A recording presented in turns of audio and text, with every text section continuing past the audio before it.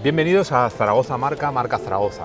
Hoy una entrevista muy interesante y yo creo que el personaje de hoy nos va a responder a cuestiones que posiblemente muchas veces en la empresa se nos hace complicadas o muchas veces no miramos en profundidad los riesgos que corremos. Hoy está con nosotros Susana González Ruiz Sánchez, que es abogado especialista en digital, en derecho tecnológico, en ciberseguridad, en compliance, en protección de datos, en seguridad, bueno, un montón de cosas, seguridad de la información.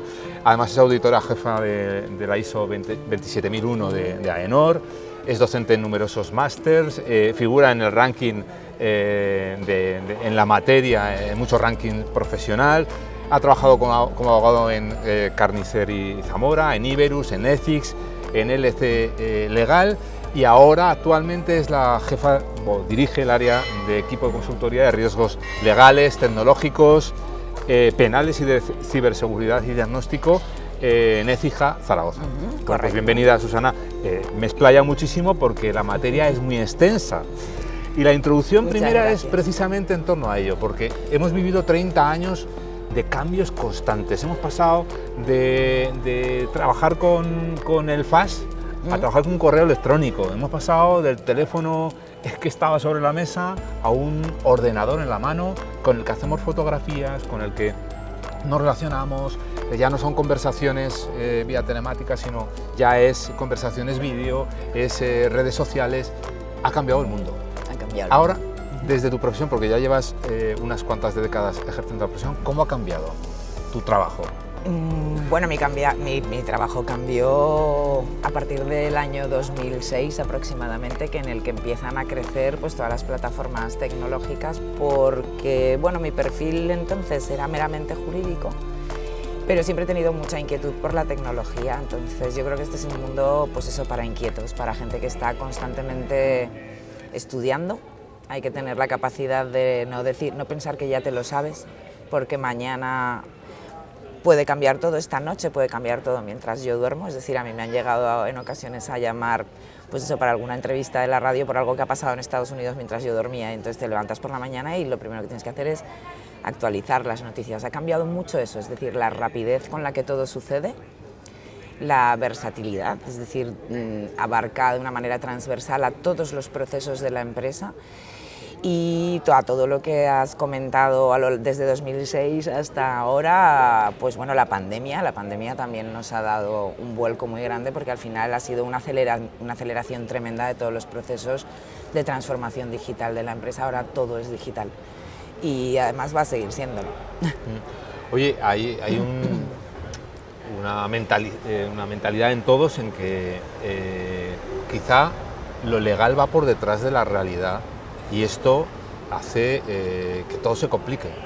¿Cómo lo harás tú? Puede ser, o sea, yo creo que hay leyes, hay normas, y más ahora en nuestro... El problema que tenemos es que estamos hablando de un entorno global. Por ejemplo, nosotros formamos parte de Europa y Europa tiene una normativa que nos resulta de directa aplicación, que nos favorece bastante las cosas. Entonces vienen innovaciones tecnológicas que siempre decimos, esto no está en la ley, pero bueno, ahora se están creando ya leyes pues eso, muy transversales, a las que se puede aplicar a prácticamente la inmensa mayoría de los riesgos.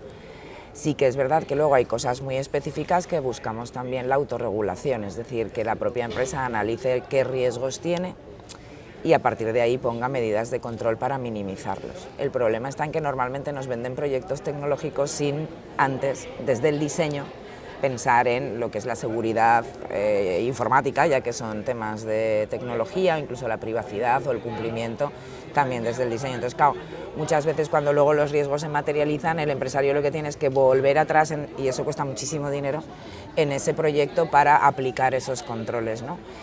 Pero yo es que tendrían que estar constantemente legislando, y yo creo que hay un exceso normativo. O sea, creo que normas muy flexibles para la innovación resultan mucho mejores, y luego ya la propia capacidad de autorregulación de las empresas, incluso por sectores, más que venga a legislar, que yo creo que es un poco la locura, pero bueno.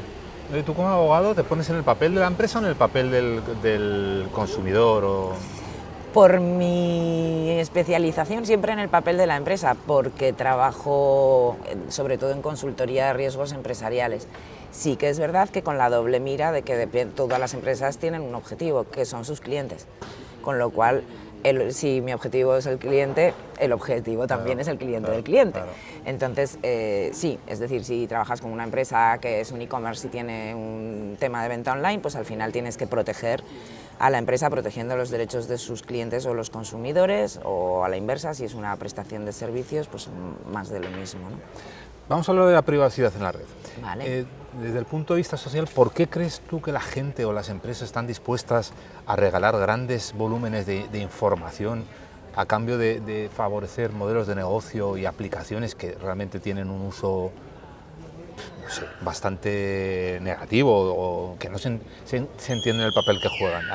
¿A qué es debido? ¿Nos da igual? Es que, ¿hasta dónde va a llegar esta situación? Ya, yo creo que es que cuando no se valora es por desconocimiento, porque la inmensa mayoría, tanto de las personas como de las empresas, y por tanto las personas que forman parte de las empresas, cuando valoran la privacidad más allá de porque sea obligatorio por una normativa, es porque realmente saben que eso tiene un valor. Entonces, el dato tiene muchísimo valor hoy en día, es muy importante, o sea, gracias a él, a la buena gestión del dato, se está consiguiendo mucho avance tecnológico, no solamente a nivel marketing, sino también a innovación médica, a estructuras, toda la parte de Big Data está suponiendo pues esos grandes avances en investigación.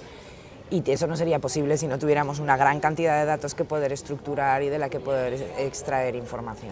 Lo que pasa es que el dato no necesariamente tiene que ser individual, es decir, capaz de identificar a una persona. Se puede hablar de datos extrapolados, ¿vale? O datos que no necesariamente, más a nivel histórico-estadístico si queremos, que no necesariamente sea identificando personas en concreto.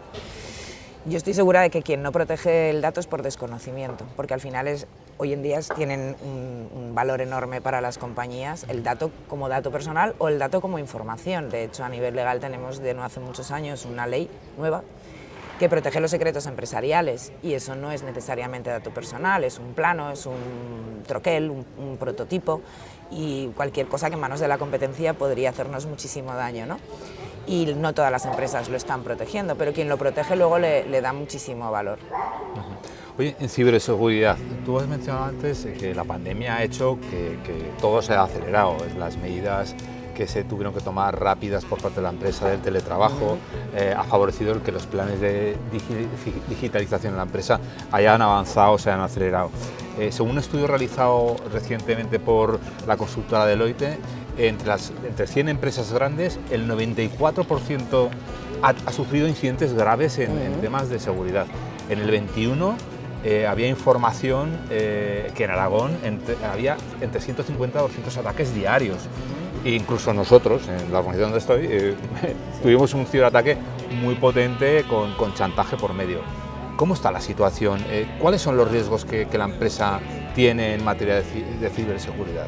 Claro, yo creo que el riesgo más importante que tiene la empresa en materia de ciberseguridad, como en casi todos los riesgos de otras cuestiones, es decir, de privacidad, de compliance y demás, es no tenerlos identificados, ¿vale? Se dice que todas las empresas han sido atacadas o lo van a ser, y también otra diferencia es las que lo han sido y no lo saben. Hoy en día es difícil porque si es un ransomware como lo que comentas, pues te cifran todos los equipos, te quedas sin información y por tanto te paraliza la producción y cuesta muchísimo tener pues eso, agilidad para recuperar toda esa información con el tiempo que nos gustaría.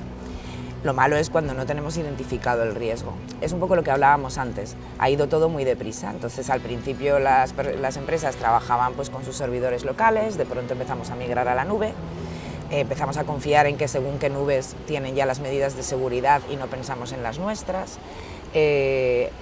Al principio se trabajaba con PCs, de pronto pasamos a los portátiles, dejamos de pensar que los portátiles también son un endpoint, un activo que hay que proteger, pero es que de pronto también trabajamos desde los móviles, que ya no es un teléfono, que es un ordenador, y a muchas empresas, o sea, que tienen bastante bien pues todo lo que son las medidas antivirus, las copias de seguridad, incluso estructurado, y a sus trabajadores les dan cierta formación en qué medidas de seguridad tienen implantadas, se olvidan de los móviles. Entonces, es como un proceso de mejora continua.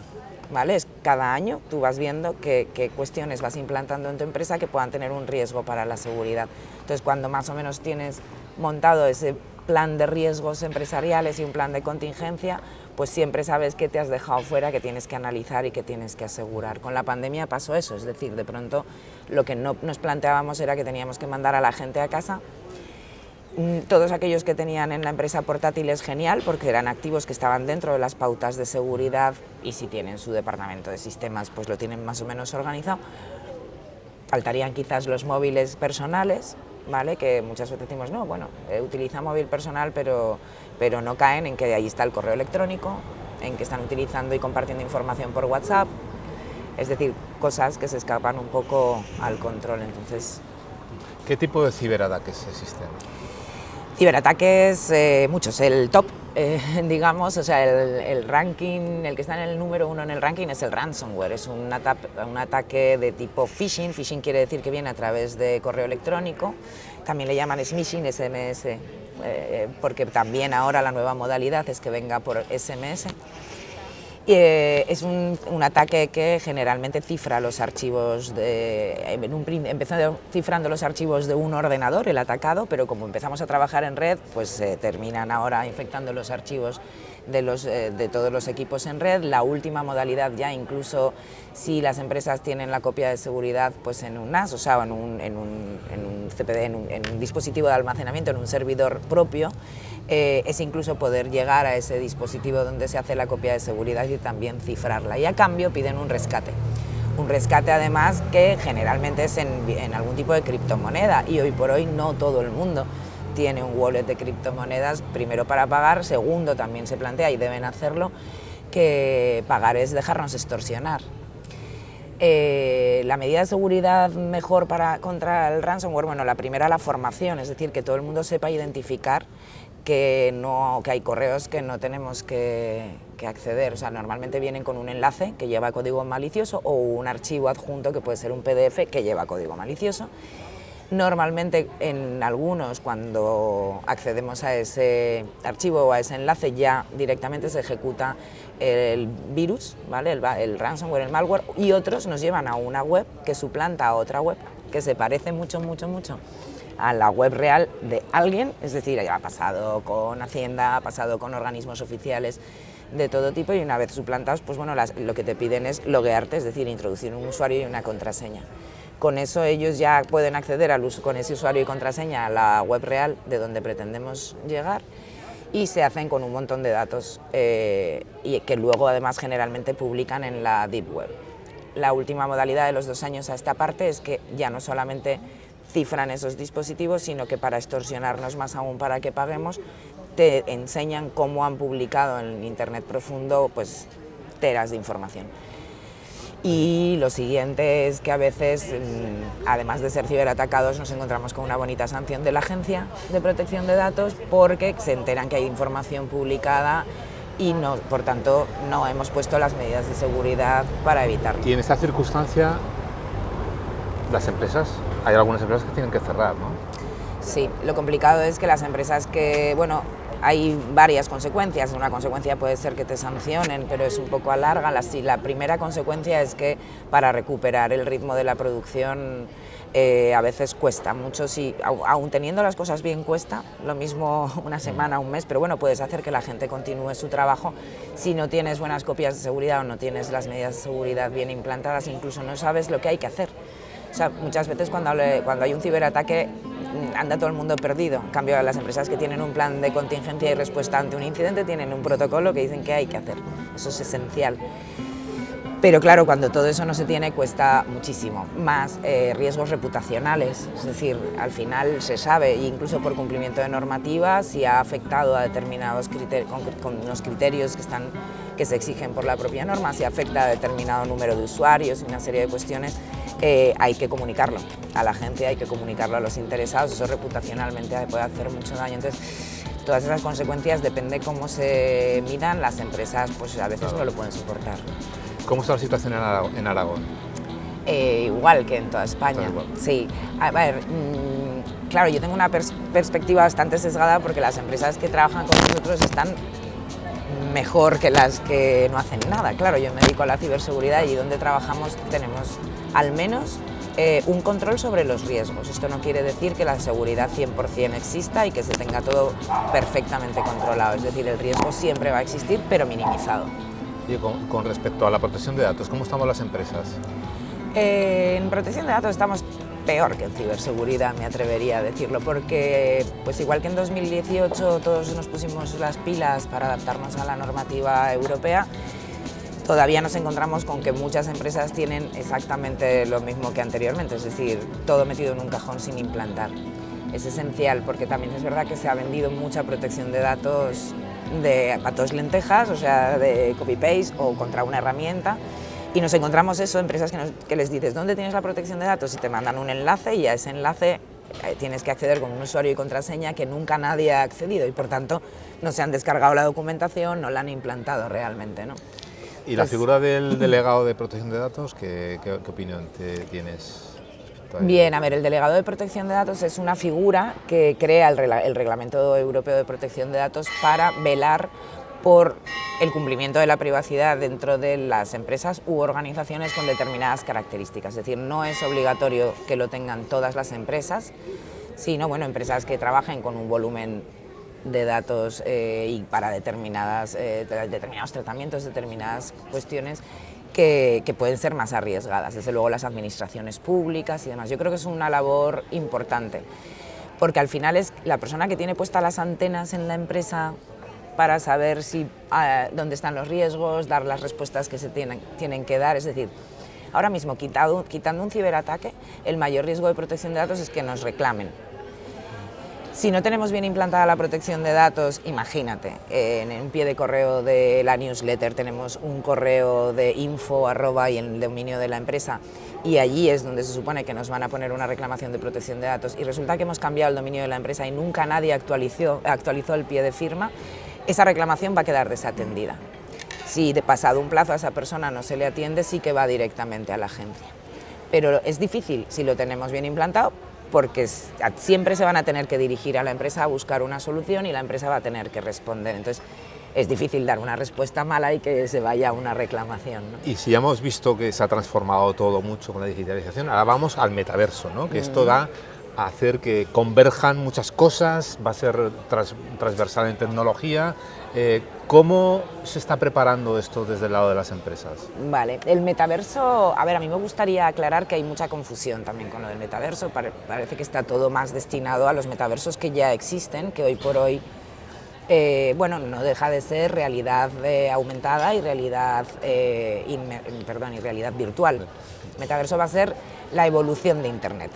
Para mí es algo que ahora me encuentro con tenemos proyectos de clientes en el metaverso trabajando en ello y muchos otros clientes que nos dicen que nosotros no nunca.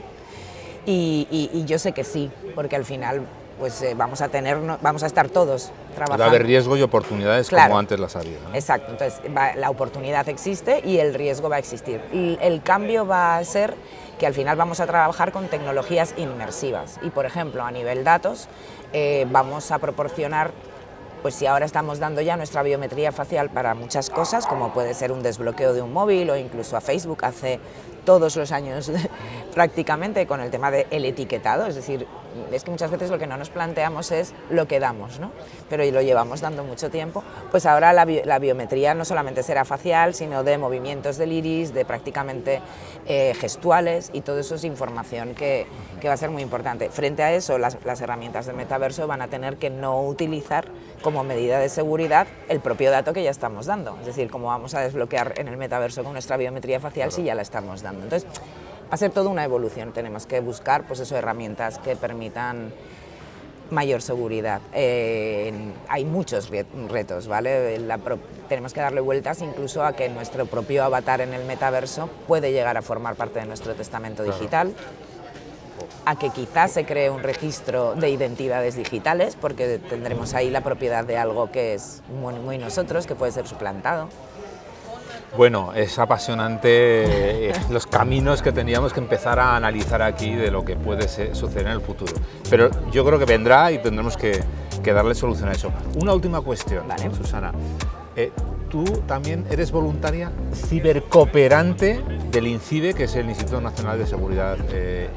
¿En qué consiste esto de ser voluntario cooperante, cibercooperante? Sí, bueno, en un principio, o sea, yo creo que se reduce todo a dar charlas en los coles a jóvenes y adolescentes, es decir, INCIBE tiene muchísimas unidades, pero tiene gente en ciberdefensa, trabajando pues eso de una manera voluntaria también, sobre todo pues bueno, para aportar información, es algo muy colaborativo. Y la parte de cooperantes sobre todo estaba destinado a eso, a trasladar ese nivel de conocimiento que se tiene que tener tanto a las empresas como a los jóvenes y estudiantes, ¿vale? Para que contemplen la seguridad de la información más allá de las bondades que nos permite la tecnología. Pues es evidente que necesitamos unos jóvenes preparados para los tiempos que corren. Muchas gracias, Susana. Ahora vamos a hacer un cuestionario más rápido sobre cuestiones personales, casi. Vale. Venga, gracias.